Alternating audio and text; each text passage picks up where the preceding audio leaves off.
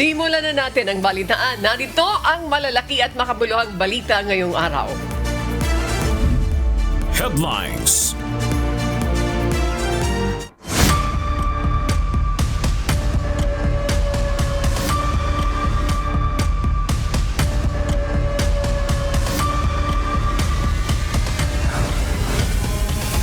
Vice President Sara Duterte, impeachment trial. Umaasa ang House Prosecution Team na pagbibigyan ng Senate Impeachment Court ang request for subpoena para sa bank and tax records ng mag-asawang Vice President Sara Duterte at Attorney Manasseh Carpio.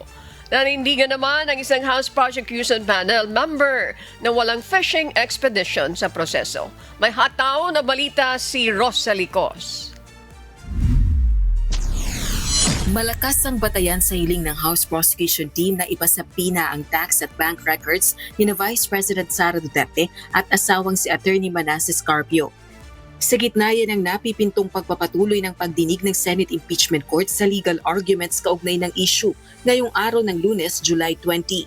Ayon kay legal spokesperson at isa sa Council ng Prosecutors ng House of Representatives na si Attorney Benjamin Tolosa Jr., naniniwala silang mapagbibigyan ng request dahil malakas ang kanilang basehan. Gate pa nito, exception ang impeachment sa bank secrecy laws.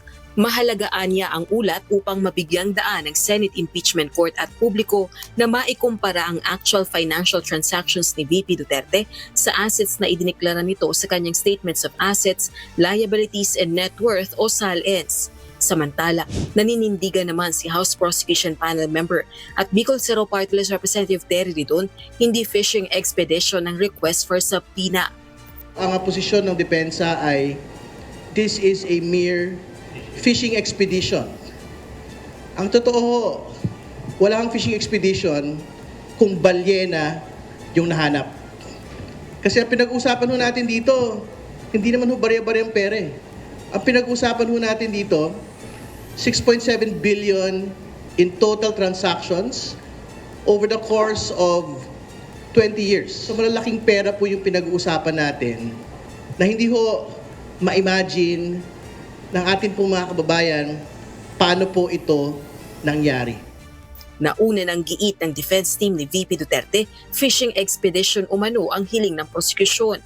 Ang tax at banks records na hinihingi bago pa ang termino ni VP Duterte at bago siya maupong pangalawang pangulo ay hindi sakop umano ng impeachment case. Rosalie Cos, humahataw sa balita ngayon. Nanindigan ang National Bureau of Investigation na hindi nila papansinin ang anilay minion remark na ginawa ni Senator Alan Peter Cayetano laban kay Director Melvin Matibag. Iginiit ng NBI na sa kabila nito ay magpapatuloy sila sa mga gagawing investigasyon kaugnay sa issue ng umano'y anomalya sa mga proyekto sa ilalim ng 2019 Southeast Asian Games. Si Benedict Samson, humahataw. Muling nagpatutsada si Senator Alan Peter Cayetano laban kay National Bureau of Investigation Director Melvin Matibag kung saan tila tinawag nitong minion ng NBI official. Ang minion na isang salitang Ingles na tumutukoy sa isang tapat na tagasunod o tauhan.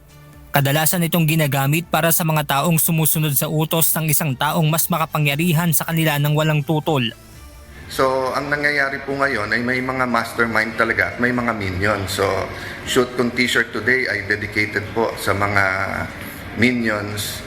Alam niyo naman ang pangalan ng mga minions, di ba? Pero itong isa, ito, yan. Yung minion na yan, pangalan yan ay Melvin. So, shout out sa iyo ngayong Sunday na to, Melvin the Minion. Sa pahayag na inilabas ng NBI, sinabi nito na hindi sila na-insulto sa ganitong banat at ayaw na nila itong sagutin.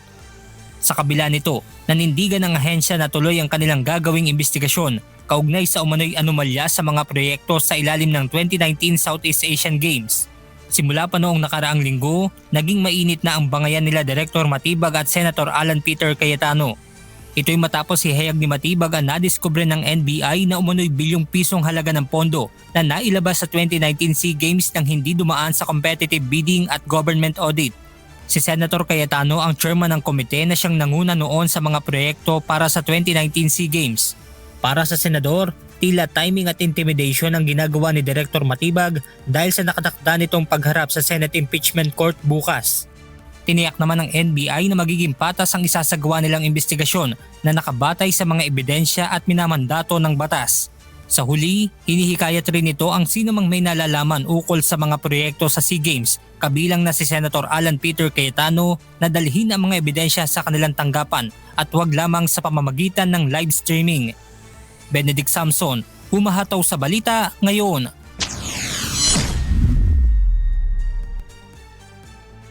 Inihayag ni Senator Alan Peter Cayetano na nireject o tinanggihan umano ni Pangulong Ferdinand Marcos Jr. ang panukalang pamamahagi ng 10,000 pesos sa mga kwalipikadong mga benepisyaryo ng COVID-19 pandemic. Ito'y matapos umanong manalo sa halalan ang Pangulo noong 2022. Mariin namang pinabulaanan ng Malacanang ang mga pahayag na ito ni Senator Cayetano at iginiit na walang basihan ang mga ito. May hataw na balita si Joan Nano. July 22, 2022 nang ihain ni Senator Alan Peter Cayetano ang Senate Bill No. 62 o ang panukalang 10,000 pag-asa law o kilala rin sa tawag na 10K Ayuda Bill. Sa ilalim ng panukalang batas na ito, magkatatanggap ng one-time o staggered basis na 10,000 pesos na tulong pinansyal ang mga nasa low-income families na apektado ng COVID-19 pandemic. Subalit hindi umusad ang panukala na unang inihain sa ilalim ng 18th Congress at nirefile muli noong 19th Congress. Sa kanyang Facebook Live noong Biyernes, July 17, inihayag ni Senator Alan Peter Cayetano na hindi umano pinayagan ni Pangulong Ferdinand Marcos Jr. ang naturang panukala nang manalo ang presidente sa eleksyon noong 2022. So noong 2021 going into 2022, sabi ko marami pang hindi nakaka-recover, so kaya ng ating budget magbigay. Pero pagkapanalo ni President Marcos, ayaw niya. Pero every single year po, tinatanong ko yon sa aming Chairman of Finance, 2 to 300, minsan 400 billion ang ayuda. So kaya pong bigyan ng 10K. Mariin namang pinabulaanan ng Malacanang ang mga pahayag na ito ng senador. Sa isang statement, tinuligsa ni Palace Press Officer Undersecretary Claire Castro ang mga akusasyon ni Senator Alan Peter Cayetano na anya'y gumagawa ng mga intriga at mga kwentong walang basihan. Dagdag pa ni Yusek Castro, imbes na ituro ni Senator Alan Cayetano ang sarili sa kanyang kapabayaan sa pagtatrabaho, magtuturo ito ng iba masagip lang ang kanyang sariling kahihiyan.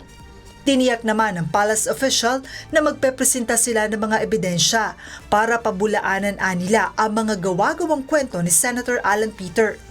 Ipinost ng senador ang naturang video isang araw matapos na i-anunsyo ni PBBM ang Expanded United Package for Livelihoods, Industry, Food and Transport o UPLIFT program.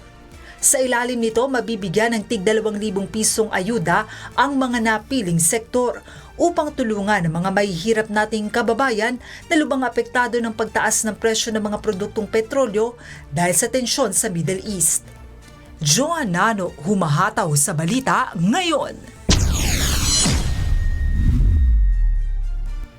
Hinamon ni Senator Alan Peter Cayetano ang Senate Blue Ribbon Committee na imbestigahan ang flood control projects ng iba pang mga syudad at hindi ang Taguig City lamang.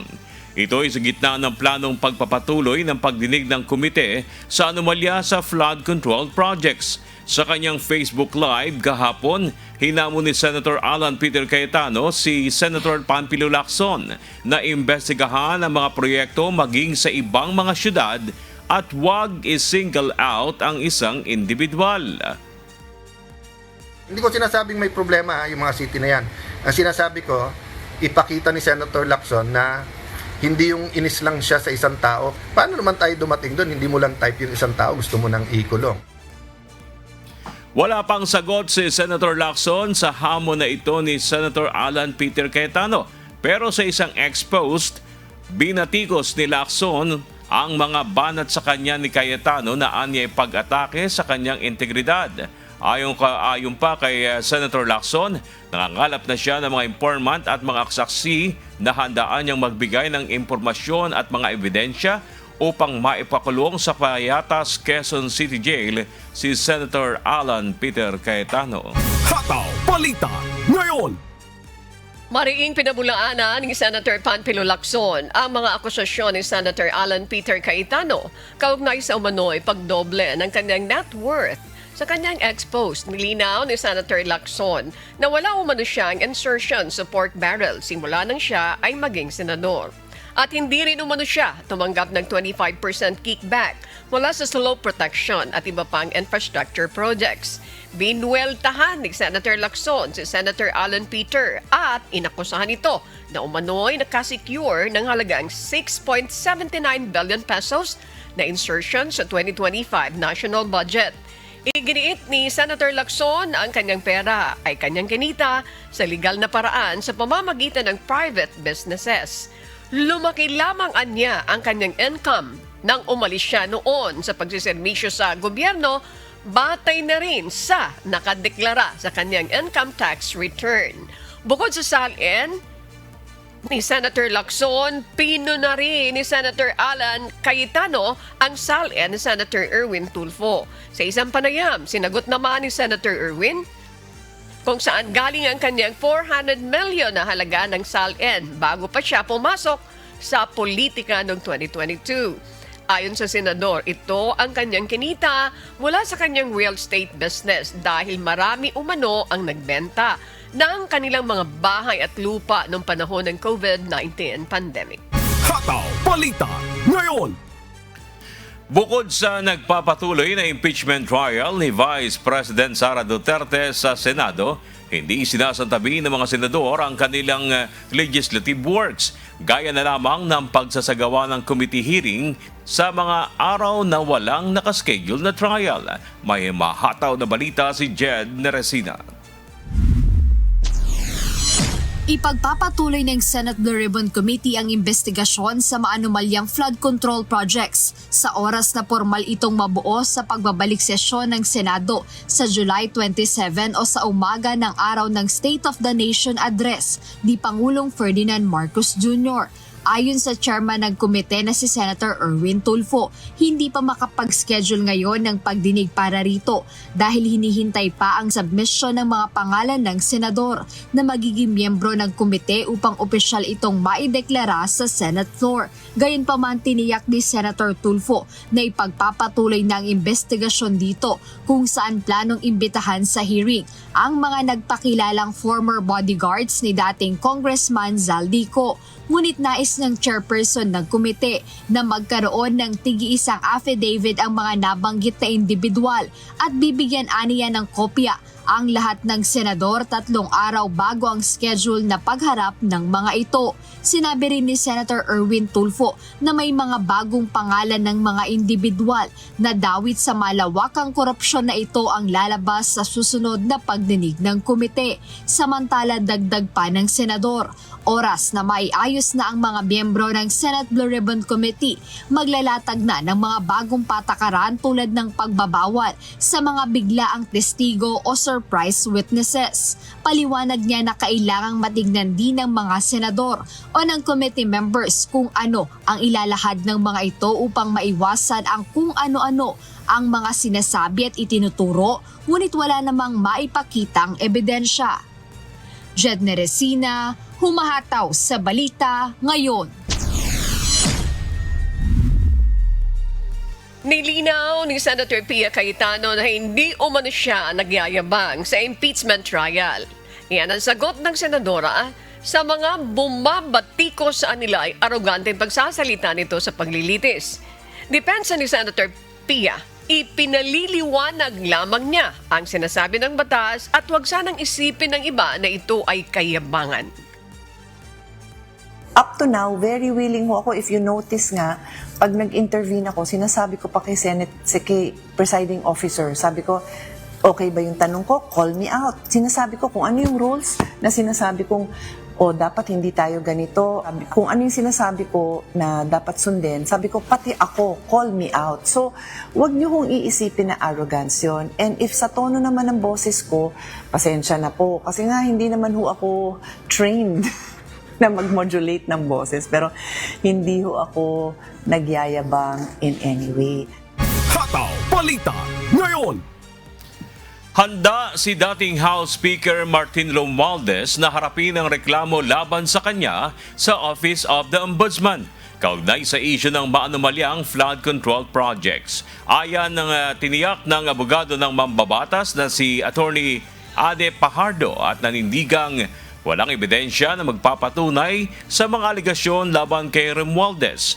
Muling giniit ng kampo ng dating House Speaker na walang katotohanan at walang batayan ang mga akusasyon ng mga nagpapakilalang dating bodyguard ni former Congressman Saldico. Nauna nang sinabi ni Ombudsman Crispin Boying Remulla na malapit na nilang matapos ang fact-finding investigation laban kay Romualdez kaugnay sa issue ng flood control projects.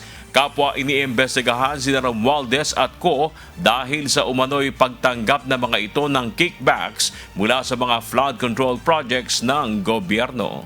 Hataw Balita ngayon. Uumpisahan na ng pamahalaan ang distribution ng ayuda sa ilalim ng Unified Package for Livelihoods, Industry, Food and Transport o UPLIFT program.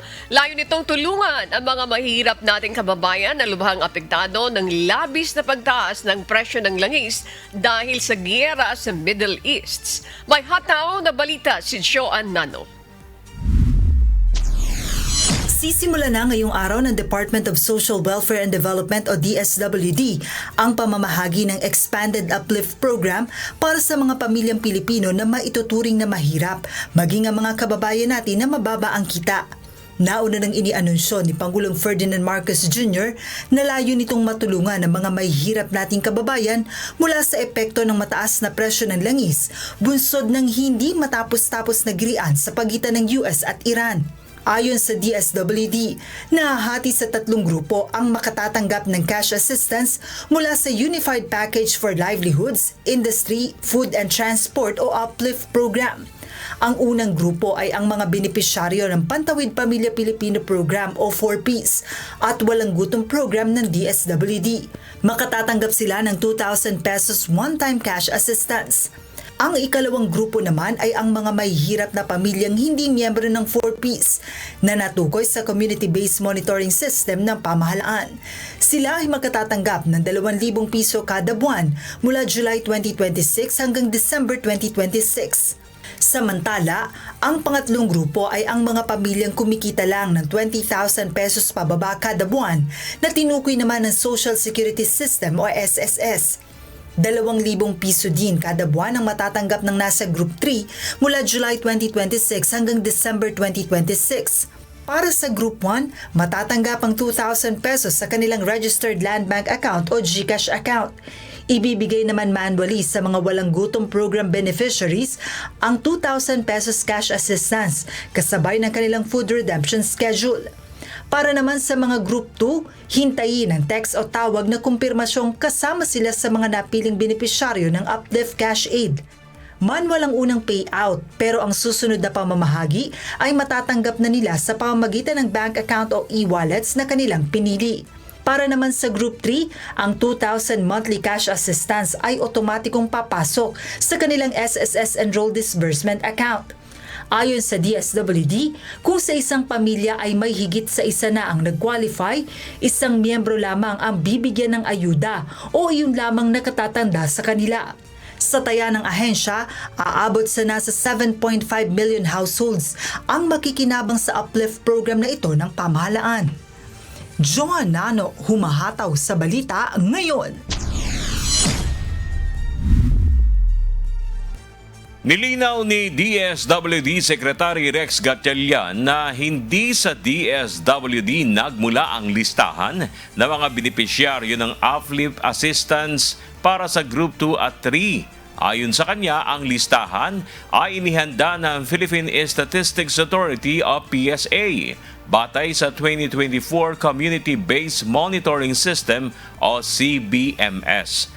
Giit ng DSWD, tungkulin lamang nito ang mag-cross-match ng mga pangalan at wala itong kapangyarihang magdagdag o mag-alis ng mga benepisyaryo. Dagdag pa ng kalihim, walang nakialam na sino mang politiko, opisyal o LGU sa pagpili ng mga benepisyaryo upang matiyak ang pantay at makatarungang pagpapatupad ng programa. Hataw Balita ngayon. Ipinag-utos na ng pamunuan ng pambansang pulisya ang huling yugto ng pagsusuri para sa kahandaan sa seguridad sa ikalimang State of the Nation Address ni Pangulong Ferdinand Marcos Jr. Ang ikalimang sona ng Pangulo ay sasagawa sa July 27, araw ng Lunes. Si Leia Ilagan, humahataw! Inatasan ng pamunuan ng Philippine National Police ang lahat ng concerned unit ng pulisya para sa pagsasagawa ng huling yugto ng paghahanda. Ito'y para sa ipatutupad na seguridad sa ikalimang State of the Nation Address ni Pangulong Ferdinand Marcos Jr. Partikular na inatasan ni PNP Chief Police General Jose Melencio Nartates Jr. ang National Capital Region Police Office at iba pang support units na siguruhin ang pagsasagawa ng final inspections sa deployment plans at contingency measures bago ang araw ng SONA.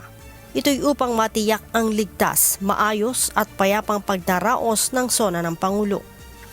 Nauna nang sinabi ng PNP na nasa 20,000 security forces kabilang ang PNP, Armed Forces of the Philippines, Bureau of Fire Protection at Philippine Coast Guard ang ipapakalat sa July 27.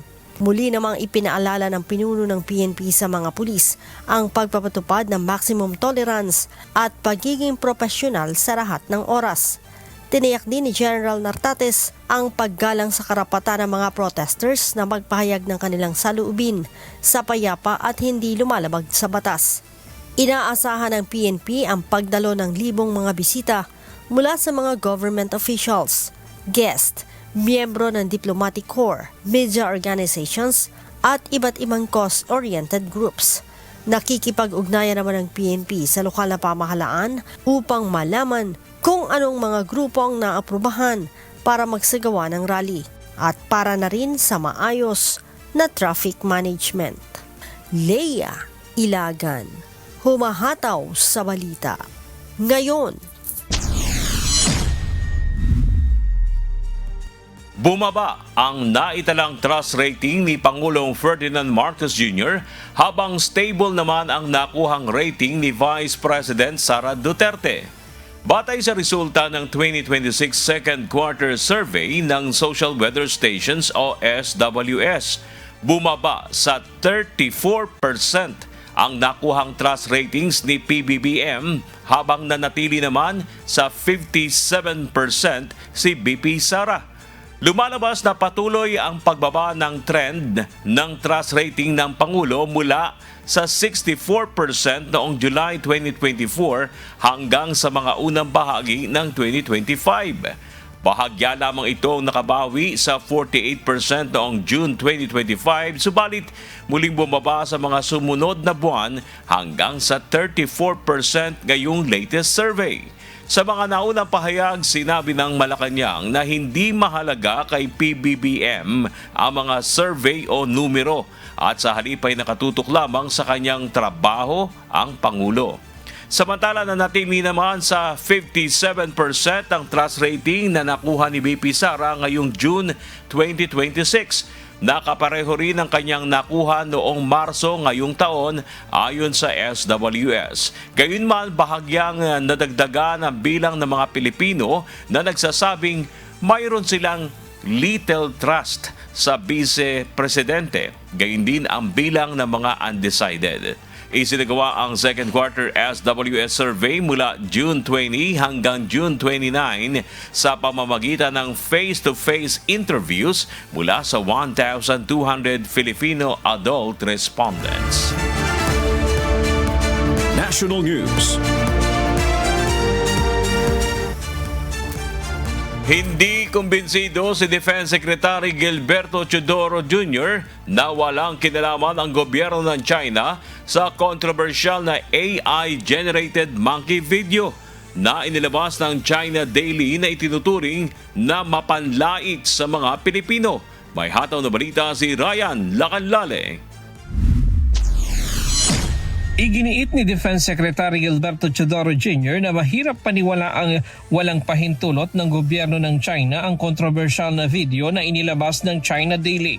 Paliwanag ni Secretary Teodoro dahil isa itong state-sponsored media organization, tiyak na ang lahat ng inilalabas nito ay may pahintulot ng pamahalaan. Ginawa ng kalihimang pahayag matapos na igiit ng Chinese Foreign Ministry na walang kinalaman ng pamahalaan ng China sa controversial na video. It's a state-sponsored video. So, mahirap paniwalaan yun. State-sponsored China Daily yun. At walang lumalabas sa China na walang pahintulot ng gobyerno nila.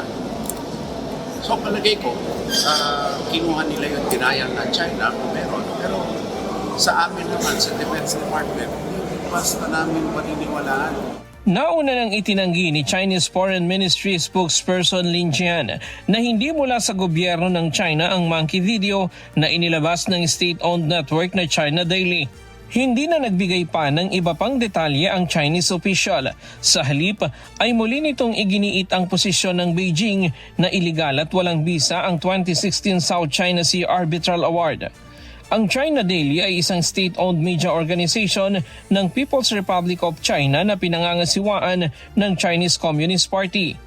Samantala, sa Batac City, Ilocos Norte, pinangunahan naman ni Secretary Teodoro ang Ilocano Dialogue on the West Philippine Sea, kung saan nanawagan siya ng mas matibay na pagkakaisa ng buong bansa upang mapalakas ang resiliency ng Pilipinas, labanan ng disinformation at pangalagaan ang soberanya at mga karapatan ng bansa sa West Philippine Sea. Ryan Lacanlale, humahataw sa Balita Ngayon.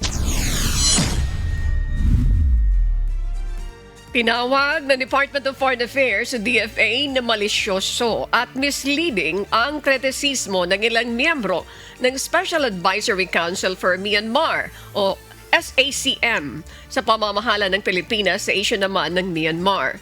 Binatikos ng SACM ang pamumuno ng Pilipinas at sinabing nabigo ito matapos payagang makalahok sa informal meeting ang kinatawan ng military junta ng Myanmar noong July 12 hanggang 13. Gayunpaman, iginit ng DFA na isinagawa ang nasabing pagpupulong ng mga Asian foreign ministers kasama ang Myanmar alinsunod sa mandatong ibinigay ng mga leader ng ASEAN.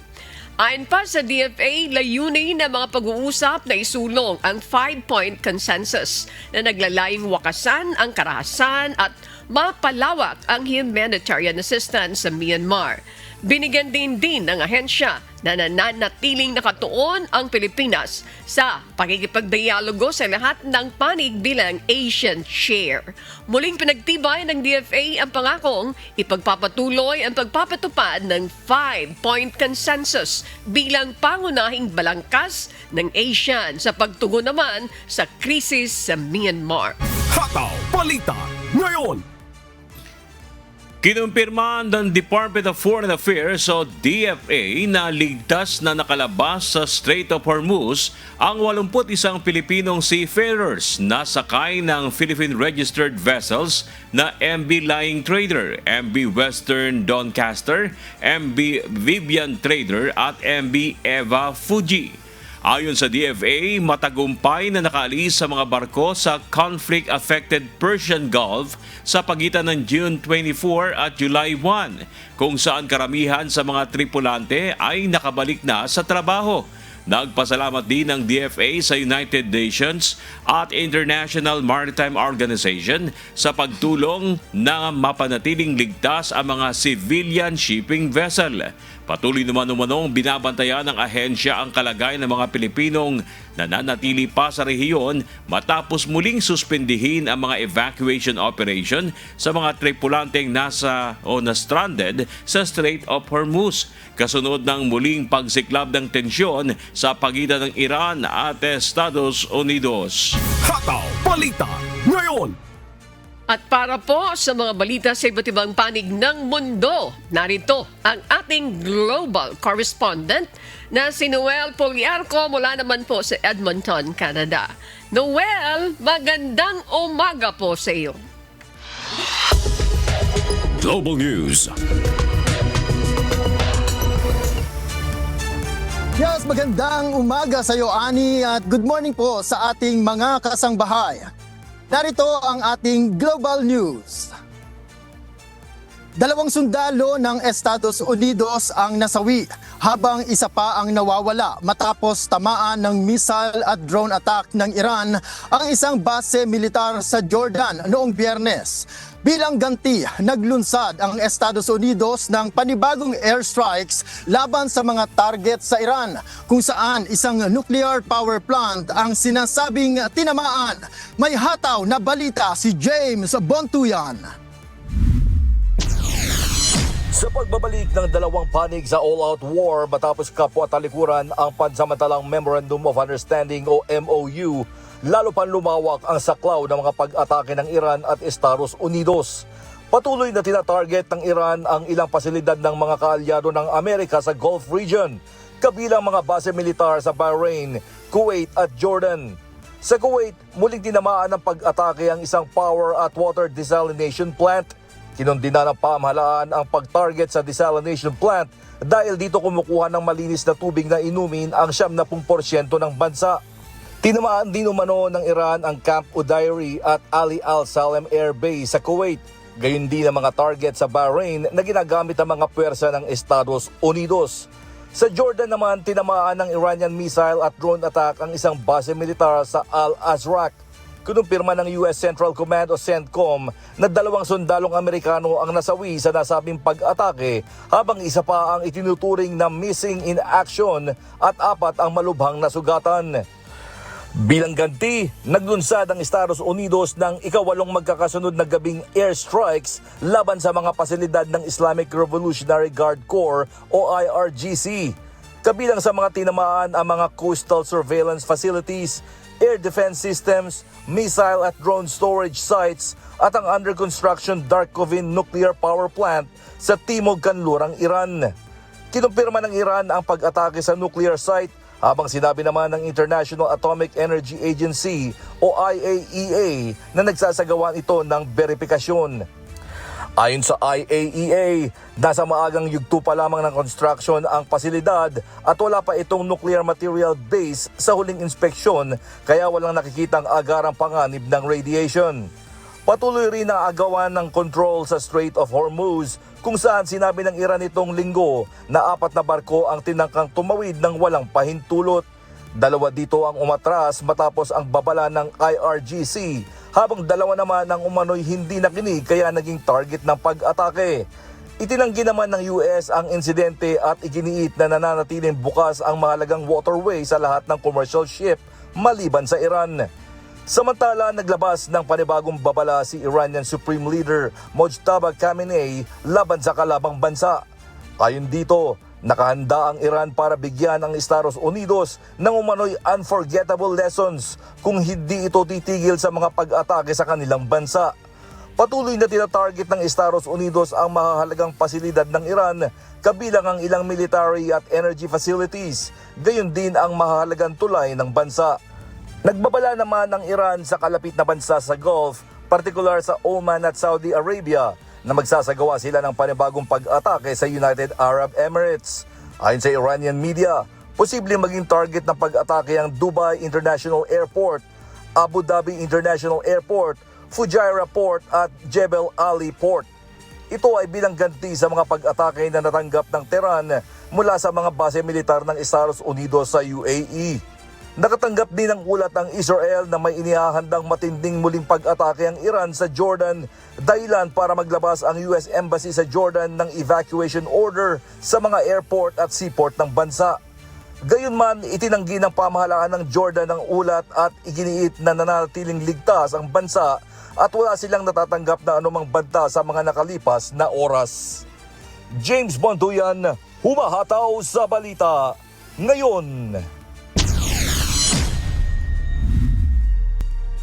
Huling nakaranas ng matinding pag-atake ang kabisera ng Ukraine na Kiev mula sa Russia, kung saan 8 ang napaulat na nasawi habang marami pa ang nasugatan matapos ang malawakang ballistic missile strike nitong linggo. Sa kabila ng malaking pinsala, tiniyak ni Ukrainian President Volodymyr Zelensky na magpapatuloy ang pagdepensa ng kanyang bansa habang muli rin itong nanawagan ng mas maraming air defense system mula sa mga kaalyado. Narito ang humahataw na balita. Labis na takot ang naramdaman ng mga residente ng Kiev matapos muling magpaulan ang Russia ng mahigit 40 missile, kabilang ang 25 ballistic missiles, sa isa sa pinakamalaking pag-atake nito sa kabisera ng Ukraine. Tinamaan ang 6 na distrito ng lungsod kung saan nasunog ang mga apartment, gusali, bodega at mga sasakyan habang marami ang napilitang magtago papunta sa mga shelter. І сюди підземний перехід, але вночі не було часу бігти підземний перехід, бо ракета за ракетою. Дуже було, я не хотіла виходити на вулицю, бо дуже було страшно, не могла покинути сім'ю. Всі троє сім'єю сиділи в квартирі. А стіна просто рухалась, настільки було страшно. Зразу побігли в сховище. Поки біжали, ще було прильоти. Ну, а потім сиділи в сховищах і періодично підстрибували, бо гахало так, що оцей будинок у підвалі знаходиться сховище. Пригав. Ayon kay Ukrainian President Volodymyr Zelensky, isa ito sa pinakamalaking ballistic missile attack na inilunsad ng Russia laban sa Kiev mula nang lumawak ang digmaan noong 2022. Sa ngayon, nananatiling prioridad ng bansa ang pagharang sa mga ballistic missiles mula sa Russia. Bagamat aminado itong malapit nang maubos ang mga interceptor missiles ng Kiev dahil sa kakulangan ng kanilang air defense systems. Нашим силам ППО та усім захисникам неба за сьогодні вдалося збити 18 ракет і ще знешкодити більше сотні безпілотників. Дуже важливо, щоб наші партнери розуміли, що відбувається і що ракети для ППО потрібні нам для захисту життя буквально кожного дня. Ayon sa Ukrainian Air Force, 17 ballistic missiles ang napabagsak nila mula sa 25 inilunsad ng Russia, habang mahigit 100 drones din ang naharang. Bagamat patuloy na iginigiit ng Russia na tanging mga military facility, logistics hub at mga pagawaan ng drones at missiles lamang ang kanilang target. Pinabulaan na naman ito ng Ukraine matapos muling masira ang mga tirahan at iba pang gusali sa kabisera na nakaapekto sa maraming sibilyan. Tiniyak din ni Zelensky na magpapatuloy ang pag-atake ng Ukraine sa mga mahahalagang oil facility ng Russia sa layuning maapektuhan ang ekonomiya ng Moscow upang mapilit itong seryosohin ang pagkakaroon ng ceasefire. Продовжуємо виконувати план далекобійних санкцій проти Росії за війну, нафтова галузь, постачання для окупаційного контингенту, наші українські мідстрайки та далекобійні удари – це наші відповіді на те, що Росія робить проти України і на те, як росіяни мислять. Не можна просто жити життя і нічого не помічати, коли твоя країна вбиває сусідню країну. Muli ring nanawagan ang Ukraine sa mga kaalyadong bansa, partikular sa Europe at Estados Unidos, ng tulong para paigtingin ang pressure sa Russia sa pamamagitan ng karagdagan at mas mahigpit na sanksyon. Ayon kay Zelensky, ito lamang ang paraan para mapilitan si Russian President Vladimir Putin na itigil na ang mga pag-atake at tuldukan ang 5 taong digmaan sa pagitan ng dalawang bansa. Noel Poliarco, humahataw sa balita ngayon. Inamin ni Iranian Foreign Minister Syed Abbas Araghchi na maaaring nagkaroon ng security breach sa panig ng Iran, kaya naging matagumpay ang pag-target ng Estados Unidos at Israel kay former Iranian Supreme Leader Ayatollah Ali Khamenei. Ayon kay Araghchi, posibleng ito ang dahilan kaya nalaman ng kalaban ang mga sensitibong impormasyon kaugnay ng naging pagpupulong ng matataas na opisyal ng Iran kung saan nasawi ang lider. Ay alam din umano ng mga umatake ang araw-araw na gawain ni Khamenei, kaya napili ang oras ng pag-atake sa lugar kung saan ginaganap ang pagpupulong ng mga opisyal. Tinanggihan din ni Araghchi ang paratang na ang pakikipagnegosasyon ng Iran sa Estados Unidos ang nagpasiklab ng digmaan. Giit niya, nagsimula lamang ang labanan nang hindi makuha ng kabilang panig ang gusto nitong kasunduan. Dagdag pa niya, nananatiling nakahanda ang Iran na tumugon sa anumang pag-atake at patuloy na sinisiyasat ng mga otoridad ang umano'y security breach. مهم به نظر من اطلاع داشتن اونها از این جلسات و این شاید یک حفره امنیتی که وجود داشته و هنوزم احتمالاً داشته باشه این رو باید درمان کرد که حالا نیروهای امنیتی دنبال هست و من معتقدم این حفره امنیتی فقط در نفوذ و گرفتن اطلاعات نیست، در جهتگیری به تصمیم سازی ها هم گاهی هست و از اون بدتر در جهتدهی به فضای روانی ما هم هست. اینو دیگه سربسته. آره من که معتقدم هیچی نمیتونه جمهوری اسلامی نابود کنه جز جلسه. یعنی این جلسه پدر جمهوری اسلامی در مورد، ولی این همزمانی و این اشراف و ساعت 9:30 صبح زدن. Hataw Balita ngayon. Nakipagpulong si US Secretary of State Marco Rubio kay Lebanese President Joseph Aoun upang talakayin ang pagpapatupad ng kasunduang isinusulong ng Estados Unidos na layong tapusin ang digmaan ng Israel at Lebanon. Pinuri ni Rubio ang pamumuno ni Aoun at ang mga hakbang ng pamahalaan ng Lebanon upang maibalik ang soberanya ng bansa at madisarmahan ang Hezbollah. Patuloy namang sinusulong ng Estados Unidos ang diplomasya sa kabila ng pagtutol ng Hezbollah at panibagong tensyon sa pagitan ng Washington at Tehran. Nananatili ring nakadeploy ang hukbo ng Israel sa isang buffer zone sa hangganan ng Lebanon na sinasabi nitong mahalaga para sa seguridad ng Tel Aviv. Ayon sa Health Ministry ng Lebanon, mahigit 4,000 na ang nasawi at lampas 1 milyon na ang lumikas dahil sa labanan mula noong Marso. Samantala, aabot naman sa 32 sundalo ng Israel at 4 na sibilyan ang nasawi sa mga pag-atake ng Hezbollah mula nang muling sumiklab ang labanan. Hataw Balita ngayon.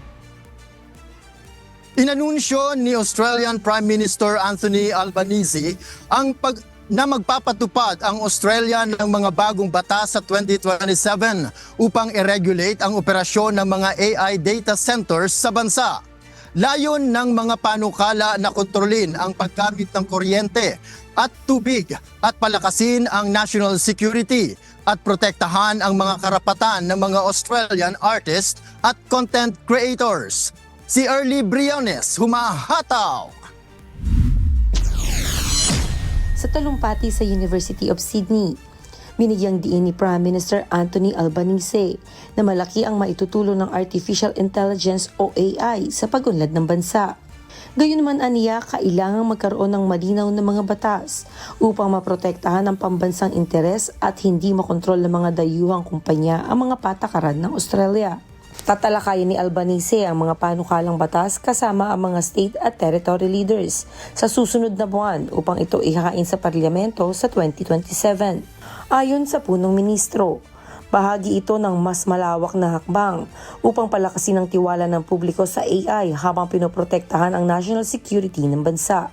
Lumabas ang pahayag matapos sa mga ulat na nagtangka ang US AI startup na Anthropic na baguhin ang copyright laws ng Australia upang mas mapadali ang paggamit ng mga creative work sa pagsasanay o training ng mga AI model. Dahil dito nanawagan ng mga musikero, manunulat at publishers na palakasin ang proteksyon sa kanilang mga likha. Giit ni Albanese, hindi up for grabs ang mga aklat, musika, sining at balita ng Australia. At walang kumpanyang maaaring gumamit ng mga ito sa pagtrain ng AI nang walang pahintulot at kontrol ng mga orihinal na lumikha. Sa ilalim ng ipatutupad na pamantayan, uubligahin ang malalaking AI data centers na magdagdag ng mas maraming kuryente sa power grid kaysa sa kanilang kinukonsumo bawasan ang paggamit ng tubig, at iwasang makipagkompetensya sa mga lupang nakalaan para sa pabahay. Bagamat malaking ambag sa paglago ng ekonomiya ang mga pamumuhunan sa data centers, binigyang diin ni Albanese na dapat maging daan ng AI sa paglikha ng mas maraming trabaho at hindi maging banta sa mga manggagawa. Itatatag din ang pamahalaan ng isang officer of AI upang pamunuan ng polisiya, compliance at gawing mas mabilis at malinaw ang proseso para sa mga mamumuhunan. Early Briones, humahataw sa balita ngayon. Nagbanta si US President Donald Trump na magpapataw ng panibagong taripa sa Canada dahil sa makapal na usok mula sa mga wildfire na umabot sa ilang lungsod sa Estados Unidos. Inakusahan ni Trump ang Canada ng umano'y kapabayaan sa pamamahala ng mga kagubatan na nagdulot ng mapanganib na polusyon sa hangin. Sa kasalukuyan, may halos 955 active wildfire sa Canada kung saan marami ang hindi pa rin makontrol, lalo na sa Ontario. Kiit naman ang pamahalaan ng Canada, patuloy silang nakikipag-ugnayan sa Estados Unidos sa pagtugon sa mga sunog at naninindigang ang climate change ay pandaigdigang suliranin. Dahil sa makapal na usok, naglapas na ng mga air quality alert sa ilang bahagi ng Estados Unidos na nagresulta sa pagkakansela ng ilang outdoor activities. Hataw Balita ngayon. Umakyat na sa 5,119 ang bilang ng mga nasawi sa magkasunod na malalakas na lindol na tumama sa Venezuela noong nakaraang buwan. Ayon sa pamahalaan, aabot sa 16,740 ang nasugatan habang mahigit 128,000 na pamilya ang nabigyan na ng tulong. Tinatayang 21,470 ang nananatili pa rin sa mga pansamantalang evacuation camp habang 18,000 ang wala pa ring permanenteng tahanan. Umabot naman sa 856 ang nasirang gusali, kabilang ang 190 na tuluyang gumuho. 1,350 aftershocks na rin ang naitala matapos ang sakuna. Ang magkasunod na lindol na may magnitude na 7.2 at 7.5 na tumama sa Venezuela noong June 24 ay nagdulot ng malawakang pinsala sa iba't ibang bahagi ng bansa. Hataw Balita ngayon. Hindi bababa sa 5 ang nasawi habang higit 20 ang nasugatan matapos yanigin ng 5.5 magnitude na lindol ang rehiyon ng Andes sa Peru nitong linggo. Tinatayang aabot sa 300 residente ang lumikas habang patuloy pang hinahanap ng mga otoridad ang posibleng mga nawawala. Ilang gusali ang gumuho at nagtamo ng matinding pinsala dahil sa pagyanig. Madalas maranasan ng lindol sa Peru dahil na rin sa lokasyon nito na matatagpuan sa Pacific Ring of Fire. Hataw Balita ngayon. At yan po ang mga balita mula sa iba't ibang panig ng mundo. Mula rito sa Edmonton, Canada, ako po si Noel Poliarco. Magandang araw.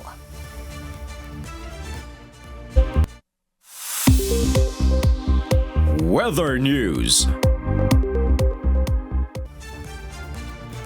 Alamin na magiging lagay ng panahon sa iba't ibang bahagi ng bansa ngayong araw ng Lunes, July 20, 2026. Panoorin natin ang update mula sa Pag-asa Weather Forecasting Center. Ang mahinang habagat ay naapektuhan itong kalurang bahagi ng Luzon at ng Visayas. Posibilidad na makasama itong western section ng Mindanao maring mayang hapon o bukas. Itong southwest monsoon ay magpapatuloy ng epekto sa ating bansa sa susunod na 2 hanggang 3 araw. Sa darating ng Miyerkules, itong southwest monsoon ay maapektuhan ang malaking bahagi ng South Luzon, Visayas at Mindanao. Samantala, ang cloud cluster ay patuloy nating binabantayan at may posibilidad na maging low pressure area. Sa ngayon, walang epekto sa ating lagay ng panahon. Sa ating lagay ng panahon, maganda at maliwalas ang panahon ang inaasahan natin sa buong bansa. Pero sa hapon, magiging makulimlim o maulap na kalangitan na may mga kalat-kalat na pag-ulan at thunderstorm sa western section ng ating bansa. katulad sa Ilocos Region, Bataan, Zambales, Cavite, Batangas, kasama na rin ang Occidental Mindoro, Oriental Mindoro, Palawan, Western Visayas, Negros Islands Region, Zamboanga Peninsula, Arm, Sultan Kudarat at Sarangani. Ngayon wala tayong gale warning, ibig sabihin wala tayong inaasahang matataas na alon. Pero paalala sa ating mga kababayan na papalaot sa ating mga karagatan, mag-ingat pa rin dahil sa mga thunderstorm lalo na sa bandang hapon o sa gabi. At napanood po natin ang update mula kay Pag-asa Weather Specialist Alzar Aurelio. Tandaan, sa bawat araw na ating nasisilayan tayo magpasalamat sa Diyos na may lalang. Bad news para sa mga motorista. Panibagong big time oil price hike ang nakatakdang ipatupad ng mga kumpanya ng langis ngayong linggo. Batay sa inisyal na pagtaya ng mga oil industry sources, maaring tumaas ng nasa 10 hanggang 11 pesos ang kada litro ng diesel.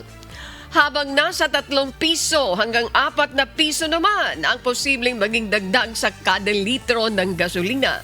At 11 hanggang 12 pesos na pagtaas naman sa kerosene.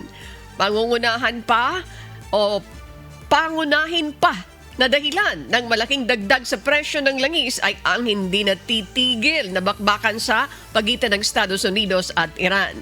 Mamaya ay inaasahang i-anunsyo ng Department of Energy ang final oil price adjustment na siya namang ipatutupad bukas July 21. Hataw Balita ngayon! Ibinalik ng Land Transportation Franchising and Regulatory Board o LTFRB ang pagpapatupad ng fixed pick-up fare para sa mga Transport Network Vehicle Service o TNVS. Ayon sa LTFRB, layo nitong tugunan ang tumataas na gastusin ng mga TNVS driver habang pinipigilan ang hindi otorisadong at labis na pick-up charges.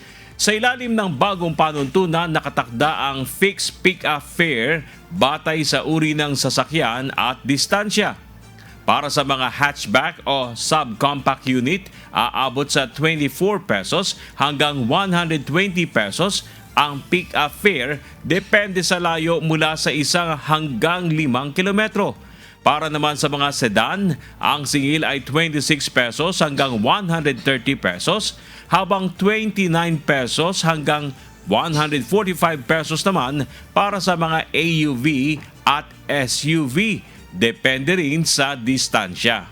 Samantala, ang mga premium TNVS ay may fixed pick-up fare na 58 pesos sa unang kilometro at maring umabot sa 289 pesos sa 5 kilometro. Ipinagbabawal ang pagsingil ng pick-up fare lampas sa 5 km radius at ang pagkuha ng mga Transport Network Company o TNC ng komisyon mula sa nasabing singil. Inatasan din ang mga TNC na ipakita ng malinaw ang pick-up fare sa fare breakdown at electronic receipt pagkatapos ng biyahe. Matatandaan unang ipinatupad ang fixed pick-up fare noong Disyembre ng nakaraang taon hanggang sa mga unang araw ng Enero nitong 2026. Regional News.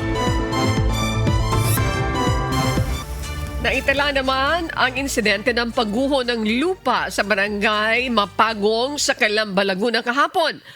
Matapos na makaranas ng malakas na pagulan sa lugar, ilang mga bahay na nakatayo malapit sa ilog ang inanod ng malakas na agos ng tubig. Ilan sa mga ito ang tuluyan ng nawasak habang ang iba naman ay partially damaged. Sinasabing may ilan ring residente ang napaulat na nawawala na pinaniniwala ang inanod sa kasagsagan ng malakas na agos ng tubig kasabay ng matinding pagulan. Hataw Balita ngayon! Nagsagawa ng medical evacuation ang Philippine Coast Guard sa crew member ng isang passenger vessel na naglalayag sa may Tingloy, Batangas kahapon, July 19.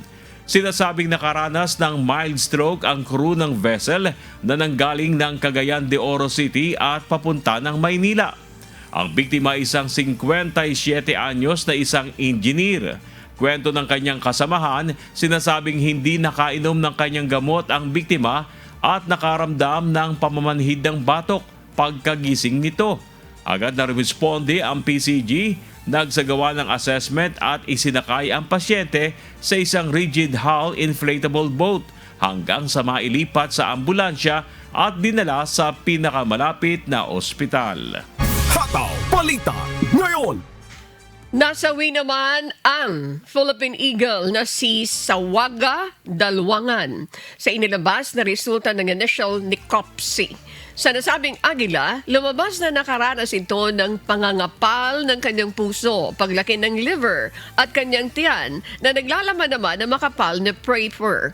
Ayon sa Philippine Eagle Foundation, hindi pa tukoy kung ito nga ang tunay na dahilan ng pagkamatay ng Philippine Eagle habang magsasagawa muli ng mga laboratory tests mula naman sa mga sample na kinuha sa agila. Nauna nang na-rescue si Sawag Dalwangan ng Daraghuyan community. Natagpuan ito na nanghihina at may sugat sa ilang bahagi ng kanyang katawan. Sinasabing pinagtulungan ng agila ng grupo ng mga unggoy sa kagubatan. Bagaman, una nang nagpakita ng pagbuti ng kondisyon, ikinagulat ng Philippine Eagle Foundation ang biglaang pagpanaw ng agila.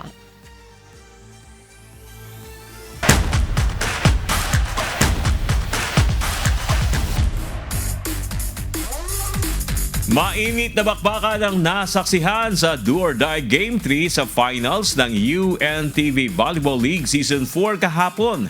Kapauhaw sa championship title ang BFP Lady Firefighters at PhilHealth Health Insurers na ibinigay ang kanilang best effort hanggang sa may tanghali na kampyon. May umahataw na balita si Mia Alonzo.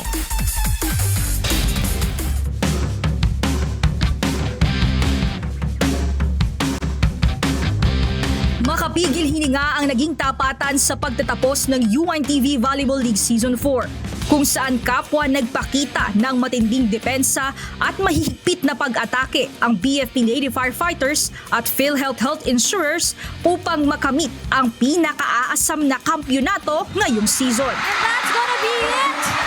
Championship round! Our new champions for the season! The BFP Lady Firefighters! Sa simula pa lamang ng championship match, intense agad ang tapatan ng Lady Firefighters at Health Insurers. Sa unang set pa lang ng game, agad nang ipinakita ng BFP ang kanilang matinding depensa at opensiba na naghatid sa kanila upang makabuo agad ng lamang sa kalaban. Gayunman, hindi sumuko ang Health Insurers at pilit na didikitan ng score ng kalaban at nagpakita ng determinasyong makabawi. Subalit na natiling kontrolado ng BFP ang laro, kaya nahirapang makahabol ang PhilHealth. Sa pagtatapos ng first set, nakuha ng BFP ang panalo sa score na 25-16. Sa second set, nagpatuloy ang malaking lamang ng BFP sa PhilHealth. Patuloy man ang pagsisikap ng Health Insurers na humabol, tuloy-tuloy pa rin ang pag-arangkada ng BFP sa net. Dahil sa malaking lamang at patuloy na mga pag-abante, muling nakuha ng BFP ang set sa score na 25-15. Isang set na lamang ang kailangan ng BFP upang tuluyan ng maangkin ang kampyonato.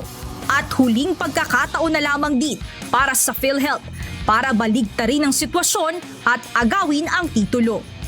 Kaya naman sa ikatlong set, biglang uminit ang laro ng PhilHealth. Mas naging organisado ang kanilang depensa, stratehiya at mga atake. Unti-unti nilang nabawasan ang lamang ng BFP at nakuha ang kumpiyansa sa bawat rally. Hindi naman tumigil ang BFP sa paghahanap ng pagkakataong tapusin na ang laban. Kapwa nagpakita ng matitibay na depensa at mahabang mga rally ang magkabilang koponan. Sa huli, hindi naman nabigo ang PhilHealth at naiwasan ang straight set defeat matapos makuha ang ikatlong set sa score na 25-20.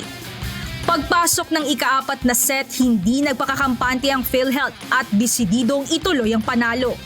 Isa lamang ang layunin ng mga ito, tablahin ang laban at itulak ang championship sa deciding fifth set.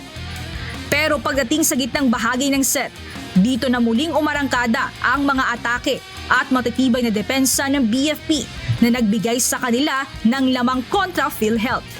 Habang papalapit na ang dulo ng laban, mas lalong lumalaki ang pressure sa health insurers na humabol pa sa set. Subalit kita sa galaw ng health insurers ang kanilang determinasyon na makamit ang panalo.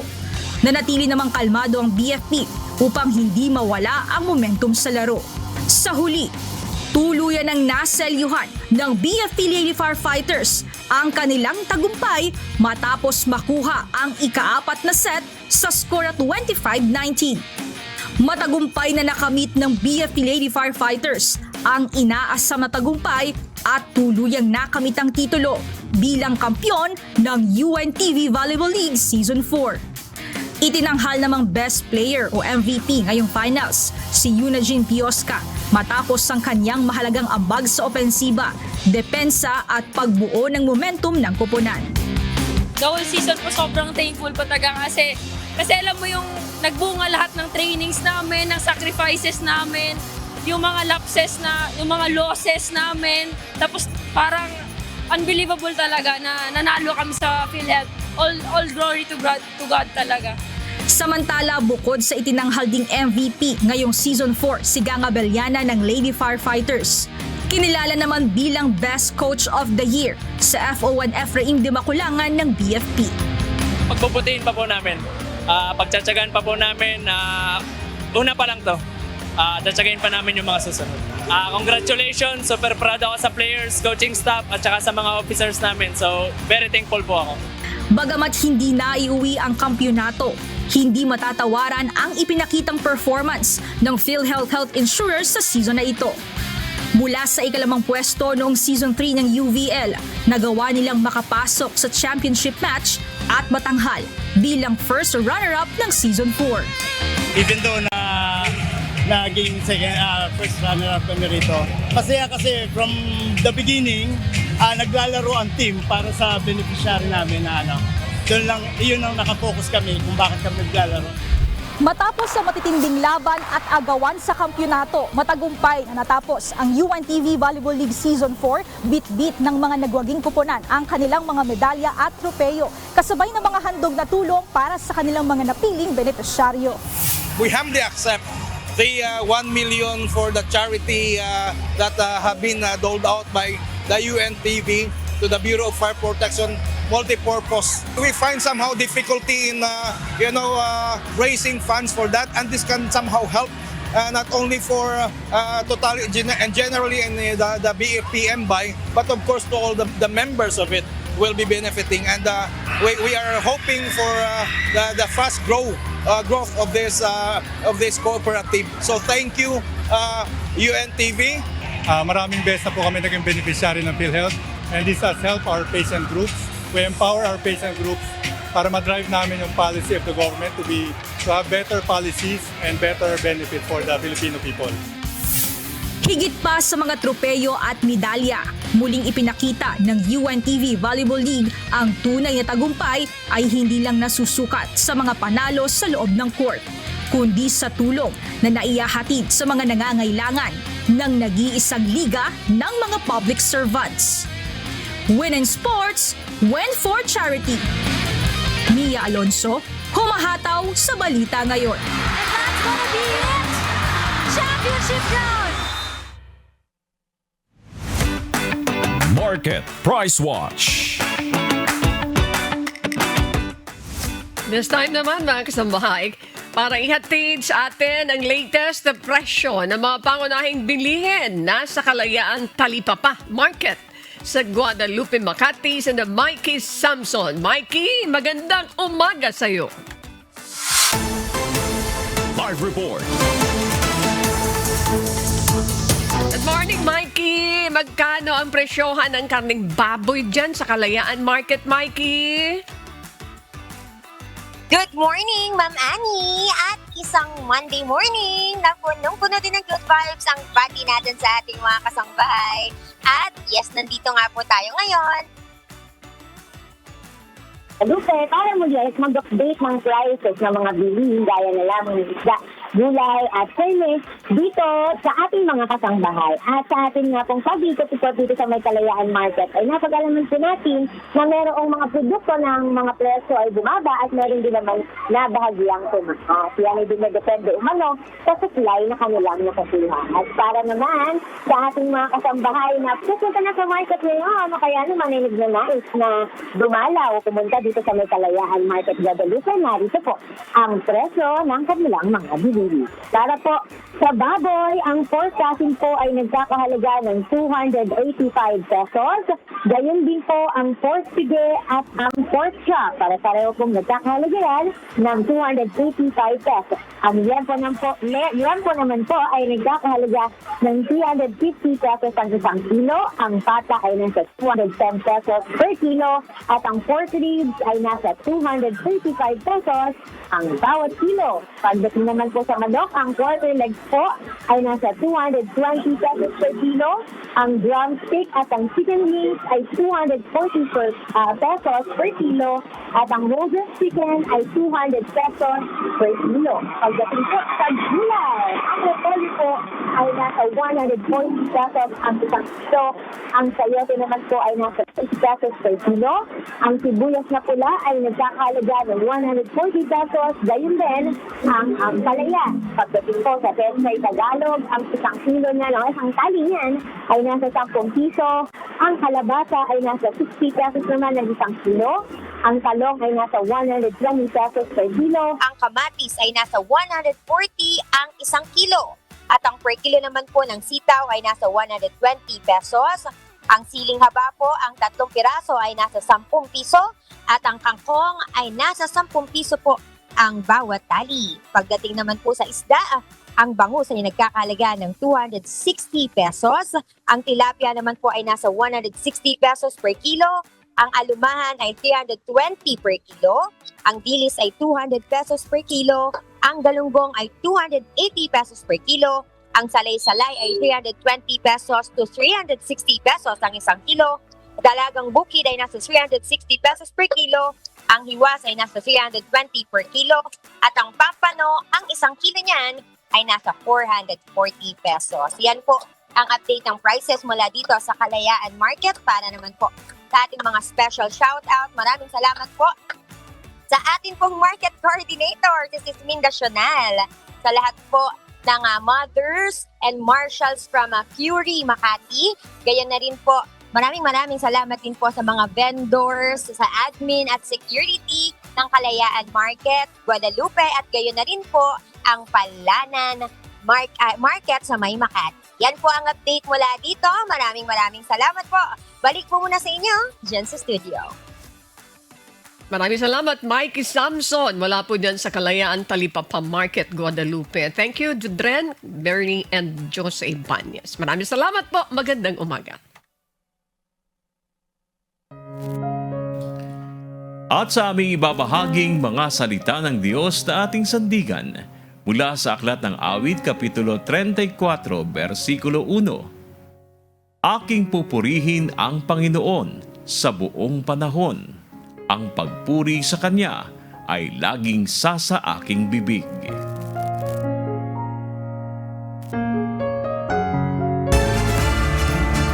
At yan po ang mga mahataw na balita ngayong umaga ng Lunes, ika-20 sa buwan ng Hulyo 2026. Ako po si Bernard Dadis.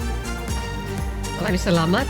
Sa ngalan po ng lahat na bumubuo ng UNTV News and Rescue, UNTV Radio La Verdad 1350 at ng ating mga correspondent mula sa Pilipinas at sa iba't ibang panig ng mundo.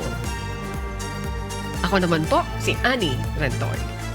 At dito po sa UNTV at UNTV Radio La Verdad 1350, Diyos ang aming sandigan, serbisyo publiko ang aming pinahalagahan.